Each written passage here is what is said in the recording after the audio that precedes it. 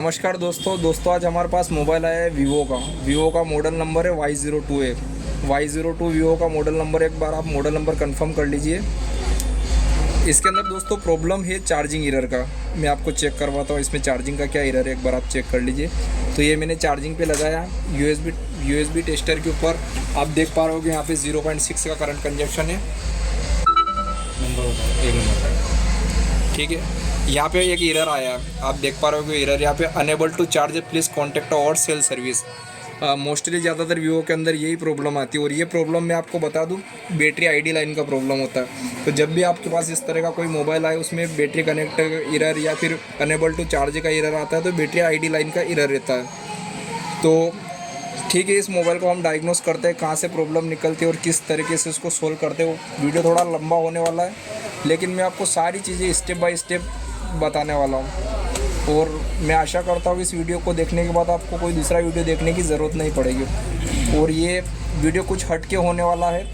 तो मैंने इसका हार्डवेयर सॉल्यूशन ओपन किया हुआ है। आप देख पा रहे होगे यहाँ पे ये वीवो, आप यहाँ पे देख पा रहे होगे ये वीवो Y02 का हार्डवेयर सॉल्यूशन मैंने ओपन किया है। ये यहाँ पे आप देख पा रहे हो वीवो Y02 हार्डवेयर सॉल्यूशन। तो इसके अंदर यहाँ पे इन्होंने आईडी लाइन को दिखा रखा है। तो ये इसकी आईडी लाइन है।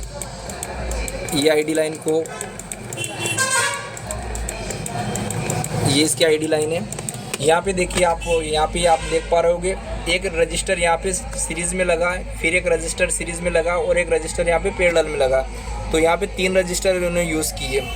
और ये रजिस्टर जैसा कि आप देख पा रहे होगे ये पुलअप का रजिस्टर होगा R1, जिसे हम R1 कहते हैं। और ये वो रजिस्टर लगा है अब पैरेलल में। तो पैरेलल में R1 और R2 जब इस तरीके से 2 रजिस्टर लगते हैं तो आपको पता है वोल्टेज डिवाइडर सर्किट बनता है। फिर एक वोल्टेज, ये रेफरेंस का वोल्टेज, फिर इन दोनों के बीच से जो वोल्टेज निकलेगा वो वीडियो वोल्टेज निकलेगा, वोल्टेज डिवाइडर वो निकलेगा। तो ये रेफरेंस के लिए CPU में जा रहा है। ये देखिए आप यहाँ पे CPU में जा रहा है।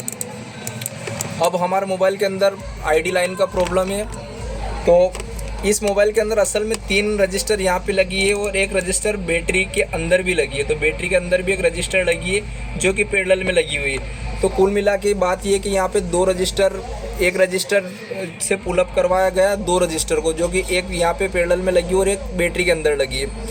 तो आइए इस मोबाइल को हम चेक करते हैं। तो उससे पहले मैं आपको थोड़ा सा सर्किट समझा देता हूँ, इसका सर्किट किस तरीके से है। तो आइए मैं कुछ आपको ड्रॉ करके सर्किट दिखाता हूँ, उसके बाद हम, क्योंकि इसका कोई हमें हार्डवेयर सॉल्यूशन, इसका हार्डवेयर सॉल्यूशन सिर्फ इसका हार्डवेयर सॉल्यूशन और बिट में अवेलेबल है, लेकिन इसका कोई, आप देख पाओगे यहाँ पे इसका कोई स्कीमेटिक वगैरह अवेलेबल नहीं है। तो हम कैसे पता करेंगे ये कौन सी रजिस्टर है और कितने किलो ओम से की है। तो मैं आपको यहाँ पे दिखाता हूँ ये Y02। देखिए आप इसके अंदर इसका बिट मैप, डायोड वैल्यू और हार्डवेयर सॉल्यूशन तीनों चीज़ें अवेलेबल है। इसका स्कीमेटिक अवेलेबल नहीं है। तो हमें इन रेजिस्टेंस की वैल्यू को फाइंड करना है, तभी तो हम इस प्रॉब्लम को सोल्व कर पाएंगे। तो किस तरीके से मैं किस तरीके से इस प्रॉब्लम को डायग्नोस करता हूँ, मैं आपको आज वो पूरा कुछ सारा कुछ दिखाने वाला हूँ। और फुल्ली ओपन वीडियो दे रहा हूँ मैं, ऐसा नहीं कि इसके अंदर कुछ छुपाया है मैंने। तो पहले मैं इस सर्किट को आपको ड्रॉ करके बताता हूँ किस तरीके से सर्किट है। तो मेरे पास एक स्लेट है, मैं आपको बताता हूँ। तो यहाँ पर आप देख पा रहे होगे एक रजिस्टर को इन्होंने पुलअप करवा रखा है, ठीक है। फिर एक रजिस्टर को इन्होंने ग्राउंड के साथ लगा रखा है और फिर यहाँ से इन्होंने एक रजिस्टर को निकाला है और जो रजिस्टर आपकी दी इन्होंने CPU को। और यही लाइन आप देख पा रहे होगे बैटरी के अंदर चली गई और इसका नाम हो गया बैट आईडी। तो ये लाइन को पुलअप कहाँ से करवाया गया है, 1.8 से इसको पुलअप करवाया गया। तो ये रजिस्टर हमारे R1 हुई, ये रजिस्टर हमारी R2 हुई और एक रजिस्टर और यहाँ पे लगाया गया और एक R2 इसके अंदर लगाया, बैटरी के अंदर भी एक R2 लगाया इन्होंने। तो इस तरीके से इस वोल्ट सर्किट को बनाया गया है। पर अब हमें इस फॉल्ट को सोल्व करना है, तो किस तरीके से हम करेंगे, क्योंकि हमें तो इस रजिस्टर की वैल्यू पता नहीं है। तो देखिए इसके अंदर पावर IC लगा है MTK का 6357 CRV।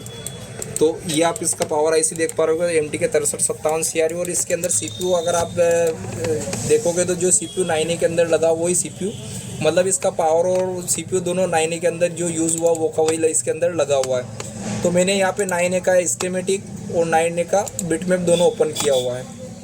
तो पहले इनको कंबाइन कर लेते हैं।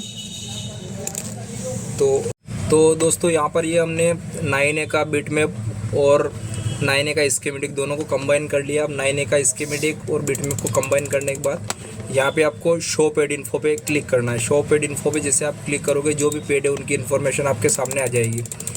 तो हमारा फॉल्ट कहाँ पर है, MTK के अंदर थर्मल लाइन को बेटोन के नाम से दिखाया हुआ है और बेटोन नाम दिया हुआ रहता है और ID लाइन का ID लाइन है, तो ये ID लाइन का हमारा फॉल्ट है। तो असल में हम मोबाइल कौन सा रिपेयर कर रहे हैं, Y02 वीवो का Y02, लेकिन उसका स्कीमेटिक नहीं है। तो हम इस तरीके से किसी मोबाइल का को रिपेयर कर सकते हैं अगर उसके अंदर पावर IC और CPU अगर सेम लगा हुआ है। तो अगर CPU सेम है और पावर IC सेम है तो CPU को रेफरेंस वोल्टेज भी सेम ही जाएगा और पावर IC का वोल्टेज डिवाइडर सर्किट जो भी बना है वो भी सेम तरीके का ही रहेगा। तो यहाँ पे आप देख सकते हो मैंने जैसे ही बिटमैप में इसकी बैटरी ID लाइन के ऊपर क्लिक किया तो बैटरी ID लाइन के ऊपर क्लिक करने के बाद यहाँ पे स्कीमेटिक में हमें बैटरी की ID लाइन के ऊपर लेके चला गया। तो यहाँ पे अगर हम इस बेट टेस्ट ID को, तो यहाँ पे ये लाइन को बेट ID टेस्ट, तो यहाँ पे एक TP पॉइंट के ऊपर ये गया। अब देखिए यहाँ पर ये बैटरी ID लाइन है, तो जैसे मैंने बैटरी ID लाइन को सिलेक्ट किया तो यहाँ पे आप देख पा रहे हो कि CPU के अंदर जा रही है। मतलब ये जो रिफरेंस वोल्टेज आता है CPU का सेंस वोल्टेज वो CPU को जा रहा है और ये voltage VIO 1.8 PMU power management unit, तो ये वोल्टेज आ रहा है आपका पावर IC से। तो असल में हमें क्या रजिस्टर की वैल्यू पता करनी थी। तो रजिस्टर की तो हमारी ये जो पावर IC से जो VIO 1.8 को रजिस्टर से पुलअप करवाएगा, तो ये रजिस्टेंस की आप यहाँ पे वैल्यू देख पा रहे होगे 200 किलो ओम की। तो हम यहाँ पे सर्किट हमने जो ड्रॉ कर रखा है यहाँ पे 200 किलो ओम 1 मिनट लिख लेते हैं। तो ये जो हमारी रजिस्टेंस है पुलअप वाली रजिस्टेंस, ये 200 किलो ओम की हमारी रजिस्टर है। जिस रजिस्टर को पुलअप करवा गया तो ये 200 किलो ओम की। फिर हमारी सेकंड रजिस्टर, तो सेकंड रजिस्टर बेट ID वाली, कौन सी वाली रजिस्टर, बेट ID वाली रजिस्टर हमारी ये वाली रजिस्टर है, ये वाली रजिस्टर। तो ये वाली रजिस्टर यहाँ पे कितनी दी हुई है 2.2 किलो ओम की। तो ये रजिस्टर की वैल्यू हो जाएगी आपकी 2.2 किलो ओम की। अब हमें ये रजिस्टर फाइंड करना है, पर इस मोबाइल के अंदर तो देखो आप देख पा रहे हो यहाँ पे ये रजिस्टर को दिखाया हुआ नहीं, मतलब R2 को दिखाया हुआ ही नहीं। तो इस मोबाइल के अंदर 9A के अंदर R2 को लगाया गया है बैटरी के अंदर, लेकिन हमारा जो मोबाइल है हमारे मोबाइल के अंदर R2 को भी मदरबोर्ड के ऊपर लगाया गया। मतलब 2 R2 दी हुई, एक R2 बैटरी के अंदर दी हुई और एक R2 दी हुई है अपनी मदरबोर्ड के ऊपर। तो यहाँ पे तो इसका R2 सिर्फ और सिर्फ बैटरी के अंदर दिया हुआ है। तो मेरे पास एक इसका बैटरी पड़ा है, तो मैं आपको बैटरी में चेक करके बताता हूँ कि इसके R2 की वैल्यू क्या है। उसके बाद हम इसके वोल्टेज को डिवाइड करेंगे वोल्टेज डिवाइडर की मदद से और इसका आउटपुट का वोल्टेज देखेंगे कि VD वोल्टेज कितना निकलना चाहिए। तो ये मेरे पास एक 9A की बैटरी पड़ी। तो 9A के में आप जैसा कि आप देख पा रहे होंगे यहाँ पे 9A के अंदर आप देख पा रहे होंगे कि यहाँ पर ये बैटरी का पॉजिटिव और ये नेगेटिव, और नेगेटिव के जस्ट बाजू वाली लाइन यहाँ पे ID लाइन है। तो मैं मल्टीमीटर की प्रोब को एक प्रोब को नेगेटिव पे रखूँगा, मल्टीमीटर को ओम्स मोड में सेट करूँगा। तो मैंने मल्टीमीटर को ओम्स मोड में सेट किया हुआ है और मल्टीमीटर की एक प्रोब को आपको ग्राउंड पे रखना है और दूसरी प्रोब को आपको ID लाइन के ऊपर रखना है। तो एक प्रोब को मैंने ग्राउंड पे रखा और दूसरी प्रोब को मैंने, तो आप यहाँ पे मल्टीमीटर के अंदर देख पा रहे होगे 331 मतलब 330 किलो ओम की इसके अंदर R2 यूज़ हुई है। तो हम R2 की वैल्यू भी यहाँ पे लिख लेते हैं। R2 हमारी हो गई 330 किलो ओम की, 330 किलो ओम की। तो अब यहाँ पे आपको सर्किट समझ में आ रहा होगा कि जो VIO 1.8 से जो पुलअप करवाया गया वो 200 किलो ओम की रजिस्टर है, R2 330 किलो ओम की। अगर हम R1 को 200 किलो ओम की कर दे और R2 को 330 किलो ओम की कर दे तो यहाँ पे जो रेफरेंस वोल्टेज वो मिलना चाहिए वो मिल जाएगा। लेकिन हमारे मोबाइल के अंदर एक रजिस्टर यहाँ पे भी लगी है, एक रजिस्टर यहाँ पे लगी, तो इसमें ये वाली रजिस्टर बैटरी के अंदर दी हो जिसकी वैल्यू है 330 किलो ओम। लेकिन हमारे मोबाइल के अंदर एक रजिस्टर यहाँ पे लगी और एक रजिस्टर यहाँ पे लगी, ऐसे करके 330 किलो ओम को इसको बनाया गया। तो हम इसके अंदर कर क्या सकते हैं, हम इसके अंदर ये कर सकते हैं कि इस लाइन को अगर हम ब्रेक कर देते हैं बैटरी से इस लाइन को हमने ब्रेक कर दिया और ये जो हमारी रजिस्टर इसको अगर 330 किलो ओम के हम अगर फिक्स कर देते हैं और ये 200 किलो की लगा देते तो यहाँ पे जो वोल्टेज बनना चाहिए वो बन जाएगा कि नहीं बन जाएगा। तो यहाँ पे कितना वोल्टेज बनना चाहिए इस ये जो वोल्टेज डिवाइडर सर्किट है इसके अकॉर्डिंग यहाँ पे कितना वोल्टेज बनना चाहिए, तो वो मैं आपको कैलकुलेट करके बताता हूँ। उसको कैलकुलेट करने के लिए आपको क्या करना है, उसको कैलकुलेट करने के लिए आपको जाना है गूगल पर, और गूगल पे जाने के बाद आपको लिखना है वोल्टेज डिवाइडर कैलकुलेटर। तो वोल्टेज डिवाइडर कैलकुलेटर के अंदर आप जैसे ही जाओगे तो यहाँ पे दिया हुआ है सोर्स वोल्टेज, सोर्स वोल्टेज। तो सोर्स वोल्टेज में हमारा पुलअप कितने वोल्टेज से करवाया गया, 1.8 वोल्ट से। तो यहाँ पे हमने 1.8 वोल्ट कर दिया। उसके बाद हमारी R1 कितने किलो ओम्स की थी, तो R1 है हमारी 200 किलो ओम्स की। तो 200 किलो ओम्स, और R2 हमारी कितने किलो ओम्स की है, R2 है हमारी 330 किलो ओम्स की। तो जैसे हमने R1 R2 की वैल्यू यहाँ पे डाली और हम कैलकुलेट कर पे दबाते तो हमारा जो आउटपुट का जो वोल्टेज है 1.1 वोल्टेज बन के आएगा। तो यहाँ पे आप देख पा रहे हो 1.1 वोल्टेज आपका आउटपुट का। तो ये वोल्टेज, इस वोल्टेज से जब भी अप होगा, ज़्यादा होगा, तो आपकी आईडी लाइन का एरर आपके मोबाइल के अंदर आ जाएगा। तो अब हमें सिंपल सा करना क्या है, मोबाइल के मदरबोर्ड के ऊपर मैं आपको लेके चलता हूँ और किस तरीके से इसको सोल्व करना है। तो यहाँ पे आप देख पा रहे होगे, यहाँ पे मैंने आईडी लाइन की जो ट्रैक है उसको कट कर दिया है यहाँ से, मतलब आईडी लाइन को मैंने बैटरी कनेक्टर से रिमूव कर दिया ताकि मेरे को बैटरी लगाने के बाद भी कोई प्रॉब्लम ना हो। आप यहाँ पे बैटरी कनेक्टर को निकाल के यहाँ पे यूविंग से इसको मास्किंग भी कर सकते हैं। तो मैंने यहाँ पे इस लाइन को यहीं पे 11 नंबर प्लेट की मदद से कट कर दिया। अब यहाँ पे आप देख पा रहे हो 3 रजिस्टर है। तो ये तो हमारी पुलअप वाली रजिस्टर हुई R1, और ये हमारी ग्राउंड के साथ लगी हुई थी। ये कौन सी रजिस्टर हुई है, R2।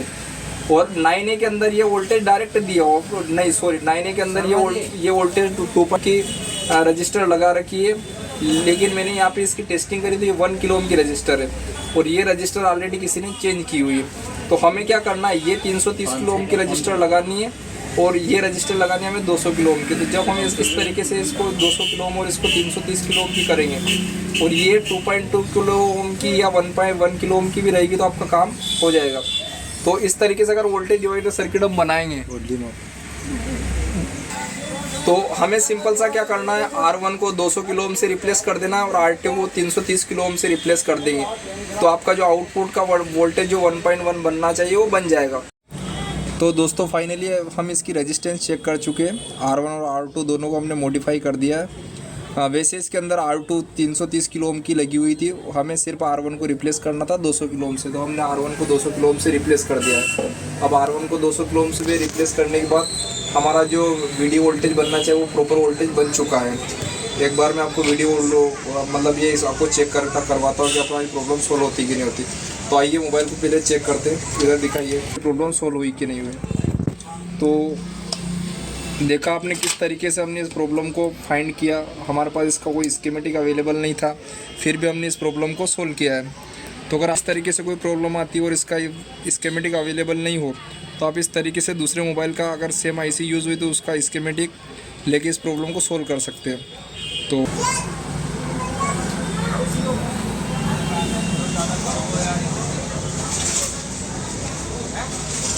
तो दोस्तों इसमें चार्जिंग शो करने लगा, बोर्ड चार्जिंग का जो एरर था कॉन्टैक्ट आफ्टर सेल सर्विस का, ये प्रॉब्लम सोल्व हो चुका है हमारा।